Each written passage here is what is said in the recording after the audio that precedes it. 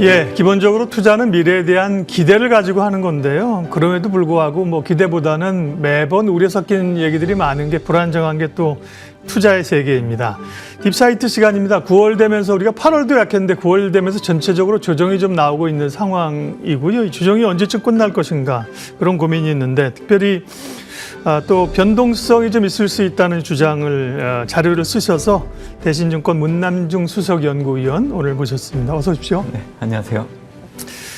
결론부터 처음에 딱 여쭤보면 자료 쓰신 게 2025년 올해 이제 3분기 9월에 변동성이 한 번 있을 수 있다. 올해 마지막 변동성이 남아 있다. 이런 논조로 글을 쓰셨는데 이게 비중을 줄여야 될 위험의 변동성입니까? 아니면 기회로 삼을 변동성입니까? 역발상 관점에서 네. 비중을 늘리는 기회로 삼아야 된다라고 생각하고 있고요. 네. 올해 연말까지는 미국 주도로 글로벌 증시는 계속 상승하는 한 해가 될 겁니다. 그렇기 때문에 네. 전체적인 남아있는 기간을 놓고 본다고 하면 9월, 특히 9월 FMC 전까지 네. 하락 압력은 좀 발생할 여지는 있지만 이를 오히려 기회로 삼아야 된다라는 얘기를 좀 드리고 있죠. 네. 결론을 먼저 말씀해 주셔서 고맙습니다. 안 그래도 예고를 몇 번 하면서 변동성이 좀 있을 수 있다. 약간 좀 조심할 필요가 있는 것 아니냐? 그 근거를 여쭤보겠다. 이렇게 제가 말씀했는데요. 잘못 말씀드렸네요. 변동성이 온다? 이를 활용할 기회가 있다. 이렇게 말씀을 드렸어야 되는데. 그러면 이제 글로벌 증시부터 얘기하면, 약간 좀, 노이즈들이 있었어요. AI에 대한 버블론이라든지 중국 AI의 부각이라든지 반도체라든지 좀 쉬는 국면인데요. 그럼 이런 쉬어가는 국면 조정의 기간 조정으로 보면 언제 정도 가실까요? 제가 7월 말부터 8, 예. 9월 달은 쉬어갈 수 있다라는 얘기 해드렸고 그렇게 하셨죠. 예. 지금 보면 미국은 8월 달에 상승세가 좀 제한됐고 이번 달은 상승 압력보다는 하락 압력이 높아지는 흐름이고 국내 증시 같은 경우에는 실질적으로 8, 9월 달부터 고점이 낮아지고 있기 때문에 쉬어가고 있는 모습이 나타나고 있습니다. 9월 같은 경우에는 전반적으로 이걸 생각하셔야 됩니다. 미국 같은 경우에는 9월은 3분기 말이기도 하기 때문에 미국 기업 회계 연도가 끝나기 때문에 앞서서 이제 기관들이 포트폴리오 조정을 할 수도 있고요. 정부의 회계 연도가 마감되기 전에 앞서서 국채 발행을 통해서 시중 유동성을 유입하는 흐름들이 주가에는 부정적으로 작용하는 한 달이 되기 때문에 21년에서 24년 9월 달 평균적으로 S&P 500 지수는 마이너스 4.2% 하락을 했습니다. 그래서 올해도 이 흐름들을 계속 이어갈 여지가 있다라고 생각을 하고 있기 때문에 네. 9월 FMC 전까지는 하락 변동성이 발생할 수 있다. 다만 올해는 이 9월 FMC의 의미가 좀 다를 걸로 좀 보고 있습니다. 올해 금리 인하가 재개되는 또 시작점이 될 걸로 좀 보고 있기 때문에 만약에 9월 FMC를 통해서 금리 인하라는 부분들을 우리가 기대할 수 없었다라고 하면 아마 9월 한 달 동안 변동성은 계속 지속될 여지는 있겠지만 9월 FMC 지난 미국의 7월 고용 쇼크 확인하고 나서 9월 25pp 인하는 거의 기정사실화되고 있는 분위기이기 때문에 그래서 하반월부터는 앞으로 도래할 수 있는 유동성 증가에 대한 기대를 바탕으로 증시가 상승할 수 있다라고 얘기하는 거죠. 그래서 올해 연간으로 보면 남아있는 마지막 변동성은 9월 상반월이 되기 때문에 네. 기회로 삼아야 된다 얘기를 좀 드리고 있습니다. 전체적인 주도주의 흐름을 보면 기술주나 혹은 가상화폐 이런 건 좀 흔들리고요. 기술주하고 가상화폐 좀 같이 가잖아요. 반면에 요 며칠 금 가격이 올랐어요. 금이 오른다는 거는 세상이 불안하다는 얘기인데 금이 같이 가는 구조는 아니잖아요. 결국은 이제 안전자산보다는 말씀하신 조정이 끝나면 위험자산 쪽으로 비중이 높아지는 거예요? 저는 그렇게 보고 있습니다. 예. 올해 전반적으로 보면 스타일 측면에 투자를 놓고 한다고 하더라도 전적으로 가치주보다는 성장주가 압도적으로 수익률이 높은 상황이죠. 그리고 우리가 투자를 할 때는 항상 미국 경제, 특히 통화정책과 관련해서 지금이 어떤 구간인지가 상당히 중요하다라고 보고 있는데 사실 팬데믹 발생하고 나서 가장 큰 문제는 물가 급등이었죠. 그렇죠. 이를 해결하기 위해서 연준이 금리 인상을 단행하기 시작하면서 물가가 내리기 시작을 했고 그 시점을 기점으로 해서 지금의 주가가 계속 올라왔던 그 바탕이 됐던 겁니다. 그래서 현재로서는 정책금리보다는 소비자 물가가 낮은 구간, 실질 정책금리 구간이기 때문에 지금은 위험자산 가격들에 투자를 해도 되는 구간이라고 얘기해드리는 거고요. 글로벌 경제나 증시의 벤치마크라고 할 수 있는 미국 경기 순환이 가장 중요한데 미국 경기 순환 내에서 경기 확장 국면이 올해 7월 기준으로 63개월째 진행되고 있고 80년도 이후에 경기 확장이 들어서게 되면 보통 7년 1개월 정도 지속된 걸 감안한다라고 하면 2027년 6월까지는 사실 주식을 비롯한 위험자산 가격들이 안전자산 가격보다 더 오를 수 있는 시점이라 생각합니다. 다만 9월 달을 놓고 본다고 하면 주가가 올라가기보다는 하방 압력이 좀 더 커지고 있는 상황이기 때문에 금 가격이 올라간다라는 거는 그 심리를 대변해 준다라고 보고 있고요. 사실 금 가격이 최근 들어서 좀 주춤했던 상황이에요. 왜냐하면 그동안 그렇죠. 금 가격이 올라갔던 그 바탕에는 중국 인민들이 금을 많이 매입했기 때문에 금 가격이 올라갔던 가장 큰 원인이기도 하는데 올해 5월 달부터 중국 정부가 주식과 부동산 시장으로 자금 유입을 유도하기 위해서 현금 서비스 그리고 신용대출을 통한 금매입 이 단속에 나서면서 금에 쏠렸던 그 자금들이 서서히 이제 빠져나가고 있는 흐름. 그래서 최근에 금 가격 동향을 놓고 본다고 하면 금 가격이 떨어질 수 있는 시점인데 이번 달 들어서 다시 올라간다. 이 얘기는 결국 지금의 심리를 좀 반영해서 움직이는 정도로 의미를 가지시면 좋지 않을까 생각합니다. 네. 9월에 좀 FOMC 전까지 조정이 있을 수 있는데요. 연말까지의 큰 흐름들을 보면 이 변동성은 이제 기회 요인이라는 얘기를 모두에 먼저 하셨고요. 시장의 어쨌든 정책의 관심은 미국도 물가에서 고용 쪽으로 좀 움직이고 간밤에 이제 ADP 민간 고용이 나왔고요. 오늘 밤에 고용 지표가 나오는데 물론 이제 오늘 밤 고용이 중요하긴 한데 뭐 어찌 됐든 간에 우리가 생각했던 걸 보면 크게만 벗어나지 않는다면 FOMC에는 이제 9월에서는 금리를 인하할 확률이 지금은 꽤 높은 거잖아요. 네. 네. 그러면 금리를 지금 인하한다는 것 자체가 사실 시장에 어느 정도 도움이 되는 거예요? 금리 인하는 생각하더라도 그게 진짜 도움이 되나? 뭐 이런 좀 뭐 걱정 내지 또 기우가 있어서. 이번 주 이제 중요한 경제 지표가 이제 5일 발표되는 이제 8월 고용 지표, 특히 비농업 부분 네. 고용자 수가 될 것 같아요. 7월 수치를 놓고 본다고 하면 3개월 평균 수치가 3만 5천 명으로 급감을 했죠. 6월 기준으로는 15만 명이었기 때문에. 그래서 이를 두고 9월 달 연준의 금리 인하는 기정사실화 그렇게 시장에서는 해석을 하고 있고 일부에서는 50bp 인하까지 내심 기다렸단 말이에요. 사실 그거는 CME 패드 지투를 통해서 네. 그때 7월 고용 쇼크 확인하고 나서 그게 반영됐던 상황인데 잠깐 반영했었죠. 예. 네.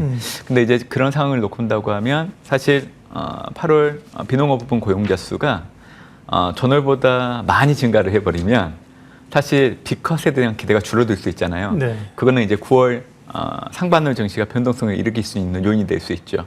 하지만 지금 예상치로 보면 소폭 증가하는 정도 그렇다라고 하면 B컷 기대보다는 9월 달에 25pp 인하 정도를 이미 시장에 인지하고 있는 것들을 재확인해 주는 상황이기 때문에 증시가 하락하는 데 영향 주기보다는 지금 수준 정도 유지하는 정도로 증시에 파급력을 주지 않을까라는 생각을 합니다. 그래서 저는 7월 그리고 이번 달 발표되는 8월 달 비농업 부분 고용자 수도 중요하긴 하는데 저는 이제 한 달분을 더 지켜봐야 된다라고 보고 있거든요. 네. 왜냐하면 최근에 미국의 통계 수치에 대한 신뢰성이 많이 떨어지고 있는 부분들은 트럼프 행정부가 지금 비용 절감을 강조하면서 예산, 인력 축소로 인해서 지금 제대로 된 통계들이 집계가 되지 않고 있는 상황입니다. 그래서 이런 정황들을 놓고 본다고 하면 일단 다음 달에 발표되는 비농업 부문 고용자 수를 한 번 더 확인하시면 좋을 것 같고 지금 당장으로서는 예상치보다는 조금 올라서는 흐름이기 때문에 일단은 증시에는 긍정적으로 작용할 여지는 있을 걸로 좀 네. 보고 있습니다. 예.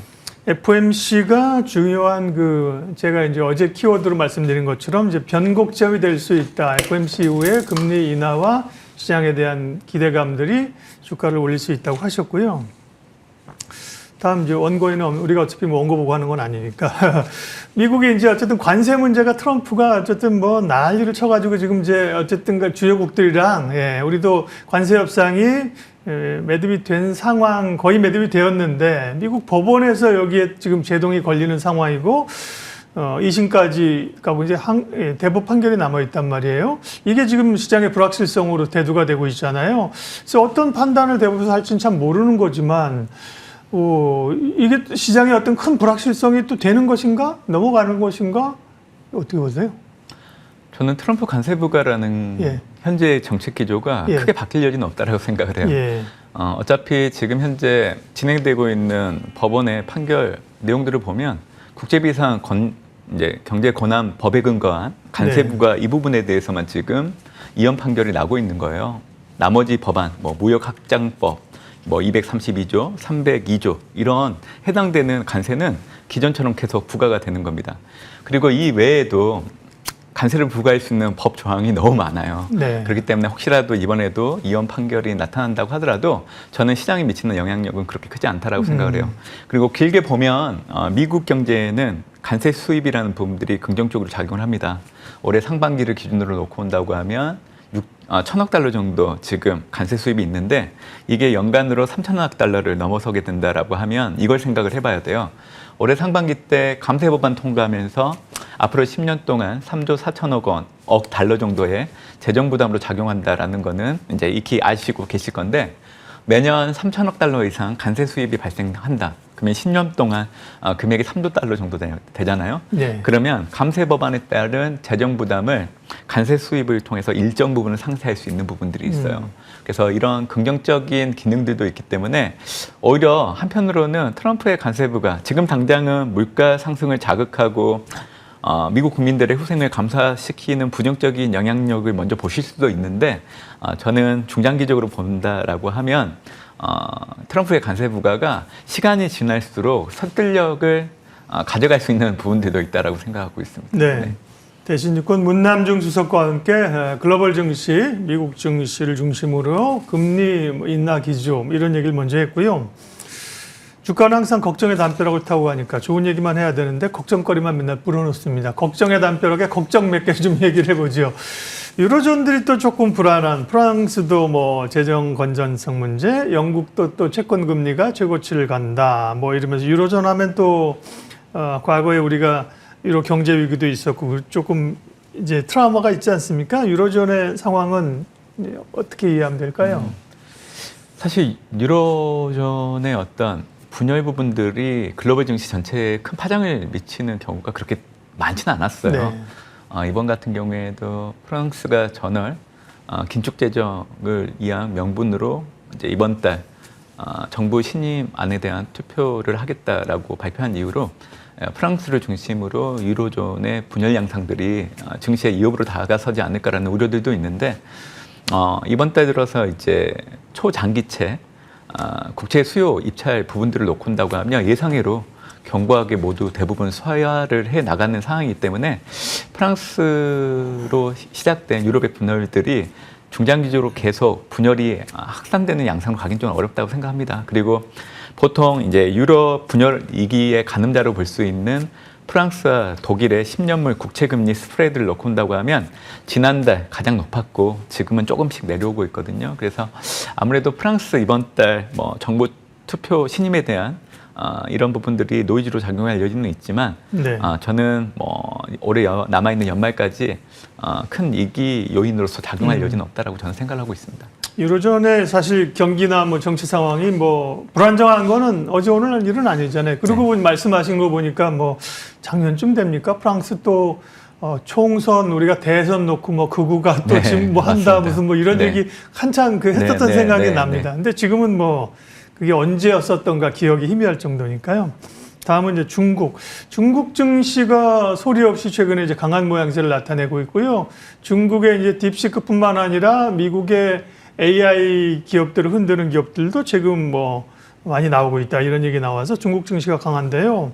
중국 증시 강한 거는 뭐 글로벌 시장의 악재는 아닙니다만 투자자들 해외 투자를 일정 부분 하시는 분들은 이제 미국에서 중국으로 좀 가야 되나 이런 생각도 듭니다.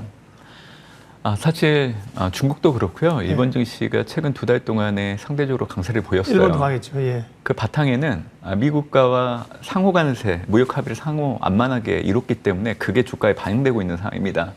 그거를 우선시해서 보시면 좋을 것 같고요. 중국 같은 경우에는 제가 언급은 해드렸지만 올해 5월 달에 중국 정부가 신용카드 현금 서비스 그리고 신용대출을 통해서 급매입하는 것을 단속을 하다 보니까 거기로 쏠렸던 자금들이 서서히 중국 증시로 움직이면서 수급 부분이 긍정적으로 작용을 했기 때문에 최근에 중국 증시가 많이 올라간 건 맞습니다. 하지만 저는 이번 달에는 중국 증시가 좀 하락할 수 있다라고 얘기해드리고 있고요. 앞으로도 중국 증시를 바라볼 때 너무 장밋빛 희망으로 보기에는 좀 어렵다는 얘기를 드려요. 중국의 딥싱크가 쏘아 올린 중국 AI 산업의 성장성, 당연히 길게 보면 좋게 봐야 되는 요인이긴 하지만 얼마 전에 알리바바가 자체 칩을 만들 수 있다는 보도 이후에 자꾸만 미국과의 AI 산업 패권을 두고 경쟁할 수 있다라고 그렇게 생각을 하시는 부분들이 있는데, 지난해 국가별 AI 순위를 놓고 본다고 하면 절대적인 1위는 미국이고요. 2위인 중국과 상대적인 비교를 해본다라고 하면 미국보다 인력, 그리고 연구와 관련된 수준, 그리고 민간 투자 부분을 놓고 본다고 하면 상당히 뒤처져 있기 때문에 중국이 미국을 앞지르기에는 지금 당장은 어렵다라고 생각을 해요. 그리고 중국 경제가 가지고 있는 구조적인 문제를 꼭 생각을 하셔야 됩니다. 2012년도 이후부터 중국 경제는 둔화되기 시작을 했고, 중국 경제는 개혁개방 이후에 토지와 부동산 정책으로 성장을 해왔던 대표적인 국가이기 때문에 부동산 시장이 회복세로 접어들지 않는다라고 하면 네. 중국 경제와 증시가 계속 올라가긴 어려워요. 그래서 저는 중국 증시는 이번 달에는 좀 쉬어갈 수 있고, 중국 증시는 계절적으로 4분기 때 12월에 중앙경제공작을 앞두고 먼저 움직이거든요. 네. 그래서 그 정도로만 좀 의미를 줬으면 해요, 저는. 네. 네. 중국에 대해서는 최근에 좀 주목해야 된다는 얘기가 좀 있지요. 지난주에 저희가 살펴보기도 했었는데 시각이 또 다른 거니까요. 중국 전문가의 보는 시각이 있고 글로벌을 보는 또 시각이 문 의원님 같은 분의 시각이 있는 거니까요. 네. 다음 마지막 걱정의 담벼락, 연준의 독립성. 이걸 가지고 트럼프가 계속 흔들고 있는 구간이기 때문에요. 시장이 사실은 연준의 독립성을 흔든다는 거는 미국의 금융이나 시스템에서 굉장히 큰 문제잖아요. 여태까지 없었던 문제인데 이게 확산될 가능성은 뭐 없을지, 그 다음에 또 새로운 연준 의장 인터뷰한다고 임명하고 이런 노이즈는 크게 우려 안 해도 됩니까? 저는 그 연준의 독립성 관련된 얘기가 나올 때마다 네. 이렇게 얘기를 합니다. 파월 연준 의장이 연준 내부의 통화정책 중립성을 이미 훼손시켰다.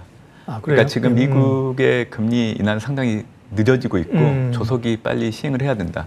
왜냐하면 지금 미국 가계 기업들이 잘 버텼던 이유는 2008년도 금융위기 발생하고 나서 그때 당시의 금리 수준의 대부분 부동산 대출 금리나 기업이 회사차 발행할 때 발행하는 그 금리 수준을 맞춰놨기 때문에 상당히 낮습니다. 그래서 지금의 정책 금리 그리고 시장 금리를 놓고 미국 가계 기업들의 상황을 판단해서는 안 돼요. 결국 일정 시점이 지나게 된다라고 하면 가계 기업들의 부담이 높아질 수밖에 없어요. 그래서 이런 상황들이 만약에 금리 인하를 통해서 조속히 이루어지지 않는다라고 하면 내년도 미국 가계 소비 절벽과 함께 빠르면 하반기 때도 미국은 경기 침체에 들어갈 확률이 높다라고 저는 생각을 하고 있기 때문에 올해라도 지금도 늦었지만 금리 인하를 빨리 해줘야 된다라고 얘기를 좀 드리고 있는 상황입니다. 그래서 예. 저는 파월 연준 의장 임기를 채울 수도 있고 혹시라도 못 채운다 하더라도 어차피 새로운 차기 연준 의장이 지명된다라고 하면 그 영향력이 제한될 수밖에 없는 상황이기 때문에 앞으로 연준의 금리 인하를 시작으로 해서 글로벌 유동성 증가에 대한 기대를 좀 눈여겨봐야 되는 요인이지 않을까라고 생각을 하고 있습니다. 네. 딥사이트, 이제 최근에 이 시장의 변화들, 특별히 이제 9월, 우리로서는 이제 8월도 조정이었기 때문에요. 8, 9월의 조정을 어떻게 볼 것인가, 이 변동성에 관한 이야기를 했고요. 그래서 우리는 이제 어떻게 해야 되는지를 결론을 짓도록 하겠습니다. 나오고 있는 조정이나 변동성은 그러니까 이제 아까 시간 타이밍이나 포트폴리오 전략으로 보면 이 기회를 이용해서 적어도 연말까지는 그 상승을 위해서 미리 좀 기회를 이용하고 주식을 내리는 게 좋겠다. 이렇게 정리하면 되는 거죠? 네, 맞습니다. 네네. 아마 이번 달 상반월 때 코스피가 하락한다라고 하면 직전 저점이 아마 3,079포인트 정도 될 거예요. 네. 아마 그 정도 수준까지는 한번 내려왔다가 올라갈 걸로 좀 보고 있기 때문에 그 정도 수준에서 비중을 늘리는 기회로 삼으시면 좋을 것 같은데 실질적인 액션을 하실 때는 코스피 지수 3,100포인트 아래로 내려가기 시작을 하면 그때부터 담는 전략이 유효할 걸로 좀 보고 있는 상황이고요. 예. 21년도 그 코스피가 3,000선 진입을 했다가 역사적 사상 최고치를 경신하고 다시금 3,000선 아래로 내려간 그 패턴들을 시간 날 때 한번 보세요. 그러면 앞으로 여러분들이 투자하는 코스피 지수의 향방이 어느 정도 이제 전망이 되실 건데, 그때 당시 코스피가 3,000선 진입하고 나서 역사적 사상 최고치를 경신하는데 6개월 정도 걸렸습니다. 근데 올해 이를 반영한다라고 하면 동일하게 올해 4분기 정도 된다라고 하면 동일한 패턴을 밟아가는 흐름들을 좀 목도하실 수 있을 겁니다. 그래서 올해 코스피의 가장 많이 올라갈 수 있는 시점은 연말 정도 보고 있는데 과거 21년도 패턴을 한번 염두에 두신다라고 하면 제가 이런 얘기를 왜 하는지에 대해서 어느 정도 이해는 되실 걸로 좀 보고 있습니다. 그러면 무엇을 관심 있게 보며 무엇을 담을 것인가? 그게 이제 다음 질문이죠. 네. 한국은 뭐 그동안 뭐 조선, 원전 이런 관련된 기업들 주가가 너무 좋았잖아요. 네. 근데 너무 많이 오는 종목들, 산업들은 결국 순환매 차원에서 다른 섹터로 옮겨갈 수밖에 없거든요. 그래서 저는 이제 국내에서 좀 찾아본다라고 하면 2차 전지 관련된 산업이나 종목들에 대해서는 업황이 먼저 돌아서기 이전에 좀 관심을 가지신다라고 하면 좋은 매수 시점이 되지 않을까라고 생각을 하고 있고요. 예. 미국의 테슬라 주가가 있어요. 지난해 트럼프 당선되고 나서 급등했고 올해 4월 달까지 급락했고 다시금 조금씩 올라오고 있는데요. 제가 이 얘기를 해드리는 이유는 막연한 정책 기대감을 가지고 움직였던 한 국가의 증시나 관련된 종목들 주가들은 또 다른 모멘텀 요인이 발생하지 않는 한 다시금 제자리로 돌아갈 수밖에 없습니다. 그래서 투자는 항상 기회를 보되 발생할 수 있는 리스크를 염두에 두시면서 투자를 해야 되기 때문에 저는 테슬라 주가 같은 거 한번 보시면서 이익을 추구하려고 하는 그런 욕심보다는 조금은 좀 인내를 가지고 기다리는 것들도 아마 이번 달 증시 특히 상반기 때 필요한 마인드가 되지 않을까라고 생각을 하고 있습니다. 네. 그러니까 약간 그동안 올랐던 것보다는 많이 못 올랐던 그 섹터들 중심으로 일단 뭐 2차 전지라 말씀하셨고요. 금리 인하가 시작되면 금리 인하 수혜주로 볼 수 있는 건 어떤 것들이에요, 그러면? 근데 저는 네. 뭐 예전처럼 뭐 금리 인상, 금리 인하에 대한 수혜 이렇게 이분법적으로 생각해서 투자하기는 좀 어렵다고 생각을 해요. 예. 미국이 전략적으로 밀고 있는 산업들을 놓고 온다고 하면 AI, 반도체, 바이오 의약품, 그리고 양자 컴퓨터, 스테이블 코인, 가상자산 정도 되기 때문에 사실 이러한 전략 산업에 대한 파급력은 한국 증시에도 분명히 영향을 미칠 수밖에 없는 상황입니다. 그래서 어차피 이 금리 인하라는 거는 위험 선호 심리가 높아질 수 있는 계기가 되고 또 할인율이 축소되는 계기가 되기 때문에 성장주 범위에 들어가는 섹터와 종목들이 좋아요. 그런 차원에서 놓고 본다고 하면 혹시라도 이번 상반월 때 한국의 뭐 반도체 관련된 종목들 주가가 생각보다 많이 가하다 그러면 사실 반도체주 같은 것들을 관심 갖는 게 훨씬 더 낫지 않을까라는 생각도 해보고 있는 상황입니다. 네. 그 제일 중요한 게 마지막이잖아요. 그래서 이제 시장에 대한 그 전망들, 근거들과 전망들을 들었는데 무엇을 갈 것인가. 그게 좀 말씀하셨고 자료 쓰신 거에서 이제 키워드를 보면 어쨌든 글로벌 증시를 보니까 미국, 그다음에 반도체를 하는 나라, 반도체 하는 나라들이라고 하면 이제 우리나라 포함되는 거죠. 네, 맞습니다. 네, 그럼 우리는 이제 대표주들 반도체, 그다음에 미국의 전략적 산업, AI, 양자컴, 스테이블 코인 이런 걸 넣으셨습니다. 우리는 이제 그런 쪽은 우리가 이제 그런 쪽에 기업들이 많지 않다는 게 투자자들의 고민이거든요. 국내 증시에서는. 네, 맞습니다. 그러면 이제 해외 그런 우리 시장에서 없는 거는 해외 쪽에 투자하는 게 좋은 전략인가요? 저는 그 한국 투자자들의 자산 포트폴리오를 보면 원화 자산이 너무 많다라는 생각을 갖고 있어요. 예. 그렇기 때문에 보통 집 한 채를 놓고 온다고 하면 포트폴리오 전체에서 70% 이상이 되잖아요. 그렇기 때문에 나머지 30% 정도는 달러 자산을 좀 가지고 있는 게 혹시 앞으로 발생할 수 있는 위험에 대비할 수 있는 부분들도 있고 항상 위기가 찾아오고 나서 한 나라의 생산성 증대와 이를 이제 주도했던 것들은 성장주들, 특히 고성장 기업들에 해당된단 말이에요. 그렇기 때문에 저는 앞으로 이제 투자를 하신다라고 하면 달러 자산, 특히 미국 증시 그리고 네. 미국의 성장주들 중심으로 좀 투자하는 게 좋지 않을까 생각을 합니다. 네. 그 맥락에서 이제 세계 성장을 이제 주도하고 있는 기업들이 미국에 많잖아요. 그런 투자가 있고 또 한국에는 한국에서 맞는 우리가 잘 알고 있는 기업들과 정책의 모멘텀들이 있는 그런 투자 기회가 있는 거고요. 마지막으로 좀 뜬금없는 질문이지만 뭐 답변을 하셔도 되고 안 하셔도 캐대헌 열풍, K-팝, K-푸드, K-엔터 뭐 이런 쪽을 어떻게 보십니까? 좋게 봅니다. 근데 제가 전문 분야는 아니에요. 네. 다만 이제 저는 항상 그런 얘기를 해드려요. 네. 시장의 관심을 받고 큰 폭으로 오른 종목들의 주가 오른 만큼 쉬어갈 수밖에 없거든요. 네. 그래서 이렇게 아직도 관심을 받을 수 있는 대상들이 있다라고 하면 일단은 주가가 이제는 좀 살만한 영역에 들어왔는지를 먼저 보고 접근하는 게 좋을 것 같습니다. 뭐 한국의 K-팝 관련된 이런 문화 관련된 산업과 종목들에 대해서는 앞으로 좋게 봐야죠. 네. 네, 알겠습니다.